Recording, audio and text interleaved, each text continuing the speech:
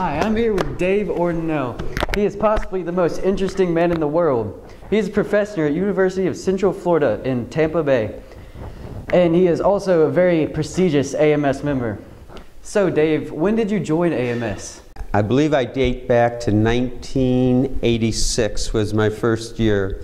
I was at University of South Florida, got involved with AMS, and I have basically been active in it ever since, doing anything from being a discussant to a session chair to a reviewer.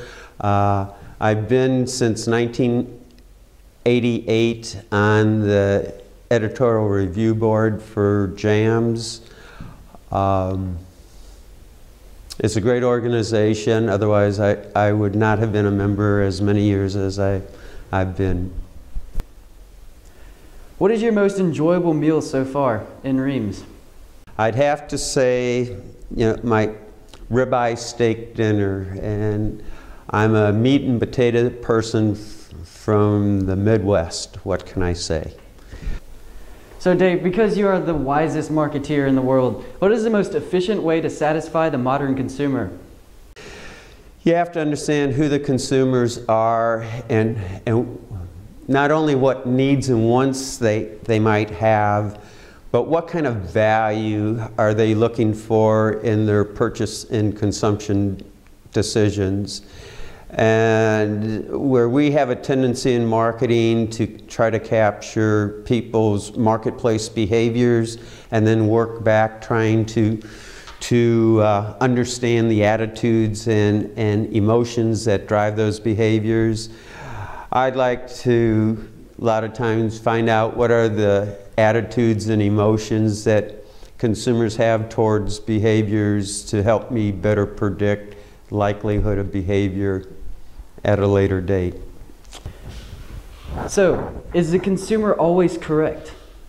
This is the theme of this WMC conference, and probably overall, consumers are never always correct. It's a dilemma that retailers especially have to deal with, whether it's online or in brick and mortar stores, in the sense that they have to make it appear that the consumer is always correct. But in reality, consumers have misbehaviors just like marketers have misbehaviors on the interchange or the exchange activities between consumers and sellers. I think basically the more we understand about consumers, we have to develop marketing mix strategies that complement their needs and wants, and particularly values that they're trying to fulfill. So Dave, what advice can you give for PhD students? Ooh, great question. It's almost a Procter & Gamble sort of answer in the sense that it depends. Students need to have a good idea what their professional career goals are that they want to achieve.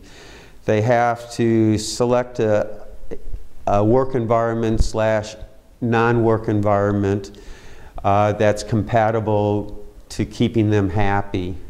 I think in the future, just like currently, the environment in higher education has changed. Researching is much more important today than say 20 years ago. I've always felt that people can be successful in doing research if they have the desire inside themselves to do research. And this is a very interesting question. Dave, what is life like without a cell phone? I'm being interviewed, and I'm probably the only one that'll ever be interviewed in modern time that on purpose does not have a cell phone. And it's great.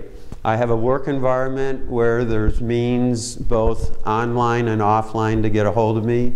And then I have a non-work environment that basically I have technology means to reaching me both online and offline, and hopefully I'll never be in a car accident because I'm texting someone or tweeting someone or bogging someone or checking my email.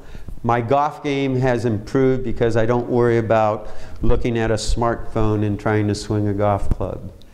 I thank you for the opportunity for this interview.